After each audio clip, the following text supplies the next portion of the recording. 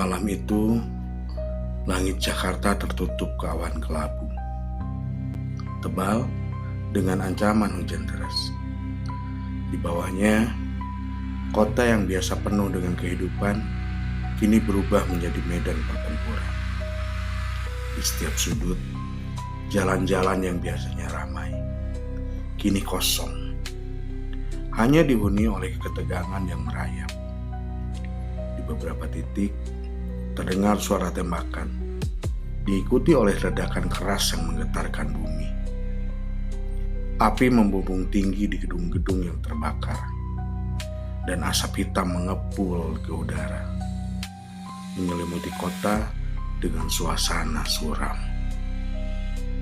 Seorang jurnalis muda bernama Ari masih berada di dalam rumahnya. Ponselnya bergetar. Beberapa pesan masuk dengan cepat, memberitahu bahwa kerusuhan sudah mencapai titik puncaknya. "Jangan keluar, Ari. Situasi sangat buruk," begitu kata temannya. Tetapi Ari yang sudah terbiasa dengan situasi genting, karena buat dia sebagai jurnalis, ia merasa memiliki tanggung jawab untuk melaporkan apa yang sedang terjadi.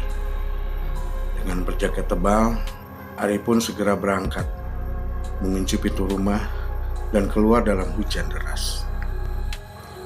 Langkah kakinya cepat, namun hatinya penuh kecemasan. Jakarta malam ini adalah kota yang sangat berbeda dari yang biasa ia kenal. Sekarang, jalanan yang dulu penuh dengan lampu neon yang cerah kini gelap gulita, hanya diterangi oleh nyala api yang membakar di berbagai tempat. Saat dia berlari melewati gang-gang sempit, suara-suara bentrokan mulai terdengar lebih dekat. Di depan sebuah toko yang telah dibakar, dia melihat beberapa orang berpakaian hitam berlari dengan membawa barang-barang yang mereka ambil. Mereka tertawa dan berteriak, tetapi tatapan mata mereka kosong, seperti tidak ada rasa penyesalan dalam diri mereka. Sebuah mobil terbakar di sebelah mereka, mengeluarkan suara berderak yang menambah ketegangan suasana. Tiba-tiba, Ari melihat kerumunan orang bergerak cepat ke arah jalan utama. Mereka membawa bendera, papan kayu, dan batu, siap untuk menyerang siapa saja yang menghalangi jalan mereka. Ari bisa merasakan panas api yang menyilat dari belakang, dan insting jurnalisnya mendorong untuk mendekat, meskipun dia tahu itu sangat berbahaya. Di tengah kerumunan, seorang pemuda berlari dengan wajah penuh kemarahan, menggenggam bambu panjang yang hampir menyentuh tanah. Ia berteriak ke arah polisi yang berusaha menahan laju kerusuhan dengan perisai besar itu. "Kalian bukan siapa-siapa," teriaknya. "Kalian cuma budak." Suaranya menggema di udara, bersaing dengan ledakan yang terdengar lebih keras. Sejenak Ari berhenti di sebuah bangunan, mencoba menangkap gambar yang lebih jelas. Tetapi suara tembakan memecah kesunyian. Polisi mulai menembakkan gas air mata, dan massa mulai mengamuk. Beberapa dari mereka terjatuh, namun yang lainnya malah semakin berani. Mereka menyerang, melawan petugas yang hanya mencoba bertahan. Situasi semakin kacau. Merasakan kepanikan mulai menyusup ke dalam dirinya, meskipun ia ingin melaporkan setiap detail kejadian. Ia tahu, di saat seperti ini, keselamatan menjadi prioritas. Namun, tanpa sadar, tubuhnya justru bergerak maju, mengarahkan kamera ke arah kerumunan yang semakin ganas.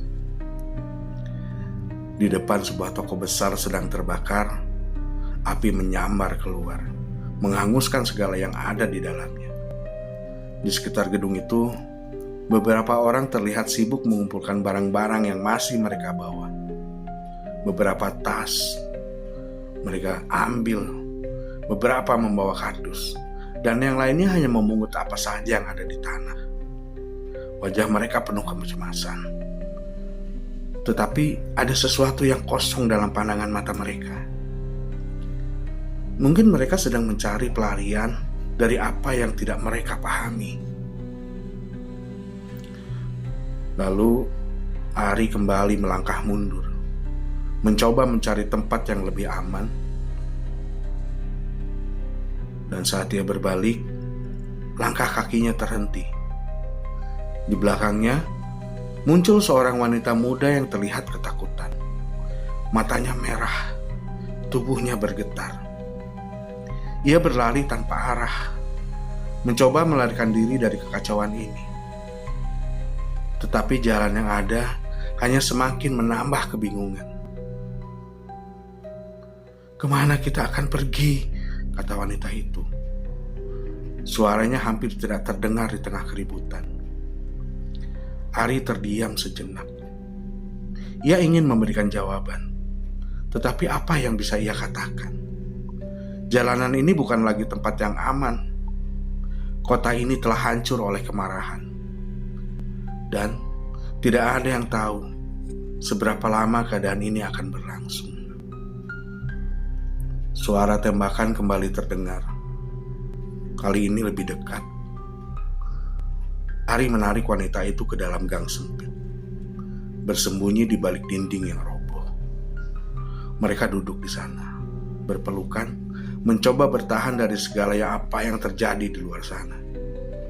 Ari menatap layar ponselnya, berusaha mengirimkan pesan kepada editornya. Tapi jaringan sudah putus total. Hanya ada suara, hanya ada kekacauan. Ketika hujan semakin deras, Ari merasa berat di dadanya.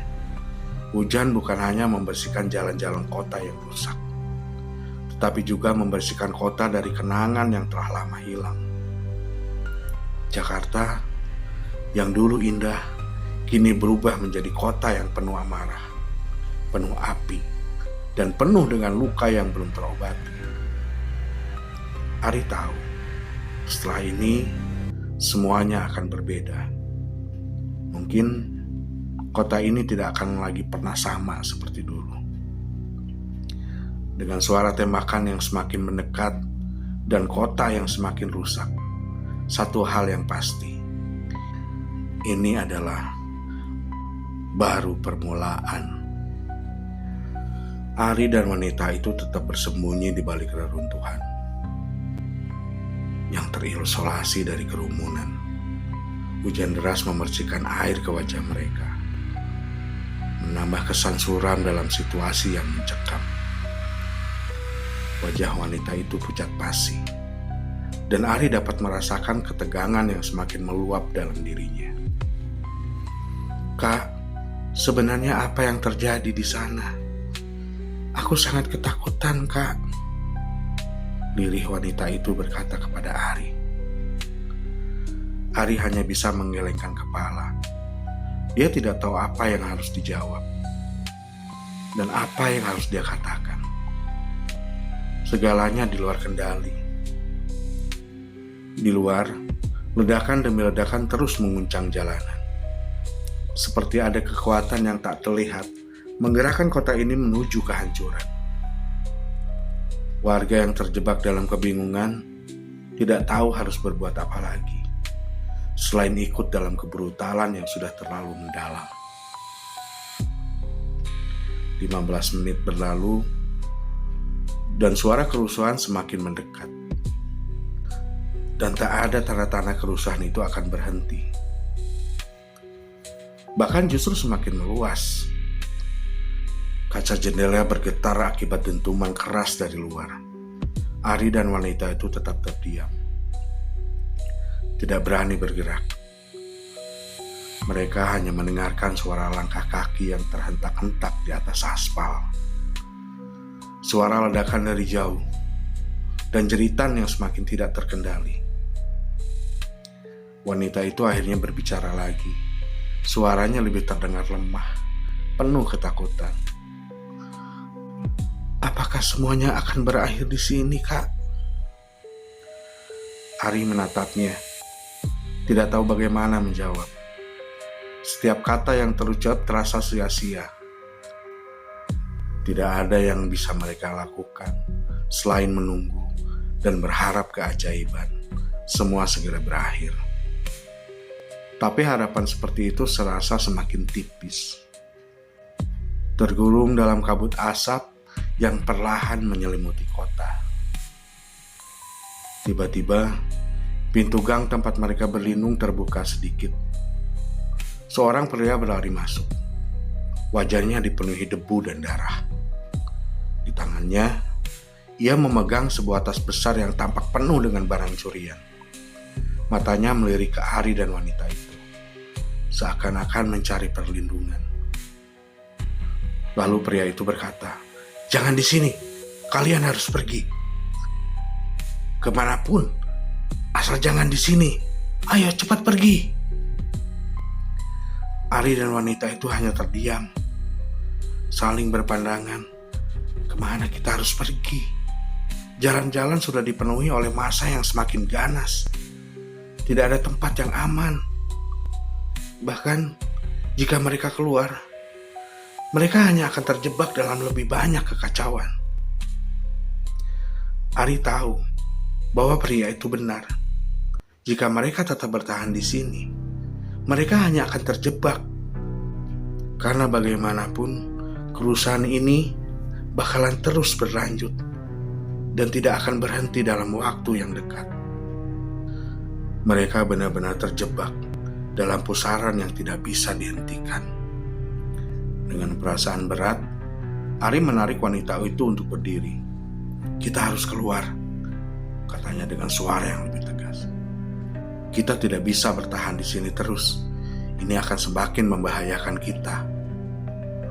Dan pria yang tadi menyuruh mereka pergi memberi isyarat kepada mereka untuk mengikutinya. Dan mereka berlari bersama, menembus hujan yang semakin lebat. Jalanan yang dulu familiar kini terasa asing, penuh dengan bayangan manusia yang marah dan tak terkendali. Meskipun mereka berusaha untuk menghindari kerumunan, suara langkah kaki mereka seperti menambah ketegangan yang membara di udara. Di depan, mereka melihat sekelompok orang berlarian membawa barang-barang curian. Seorang pria muda dengan wajah penuh darah menghentikan mereka, mengacungkan pisau dengan tatapan yang tajam. "Kemana kalian pergi? Tidak ada yang bisa melarikan diri," serunya dengan suara keras. Ari terpaksa mundur, dan pria itu menodongkan pisaunya. "Hanya ada dua pilihan. Kalian akan membantu kami, atau kalian akan jadi bagian dari yang kalah." Wanita itu semakin ketakutan. Dia mulai menangis pelan. Ari merasa keringat dingin membasahi tubuhnya. Tidak ada cara lain, hanya ada satu jalan. Dia harus berlari menghindari pria itu. Dengan sekuat tenaga Ari berlari, menarik tangan wanita itu. Karena untuk bertahan, bila memilih bertahan, sama saja bunuh diri. Di sudut jalan, mereka akhirnya menemukan sebuah mobil polisi yang terparkir dengan lampu darurat menyala. Beberapa polisi tampak berlari, tapi mereka dikepung oleh massa yang sangat marah. Sebuah mobil terbakar di samping mereka, dan asap tebal menghalangi pandangan. Beberapa polisi terlihat melawan dengan gas air mata dan peluru karet. Tetapi jumlah mereka terlalu sedikit. Massa semakin beringas menyerang mereka. "Kemana kita harus pergi sekarang?" tanya wanita itu dengan suara terisak. "Mereka akan membunuh kita jika kita terus begini, Kak." Ari menatap jalanan yang penuh dengan kerusakan, kehancuran, dan kegelapan. Saat itu, ia menyadari bahwa tidak ada tempat yang aman. Mereka tidak bisa berlari. Mereka hanya bisa menghadapi kenyataan, dan kenyataan itu sangat mencekam. dengan suara gemuruh yang datang dari segala arah. Ari nekat untuk berlari kembali dan menarik tangan wanita itu. Mereka terus berlari melewati jalanan yang hancur dengan kerusuhan yang semakin meluas. Kota yang dulu mereka kenal dengan semua kenangan indahnya, kini telah berubah menjadi medan yang perang yang tak terhindarkan. Tidak ada yang tahu seberapa lama kerusuhan ini akan berlangsung. Tidak ada yang tahu apakah mereka akan selamat atau hancur bersama kota ini. Namun yang pasti, malam ini, segala yang mereka kenal tentang kota ini telah hancur. Seperti api yang membakar, semuanya musnah dalam sekejap. Dan tidak ada lagi yang tahu apakah Jakarta akan pernah pulih atau semua berakhir di sini.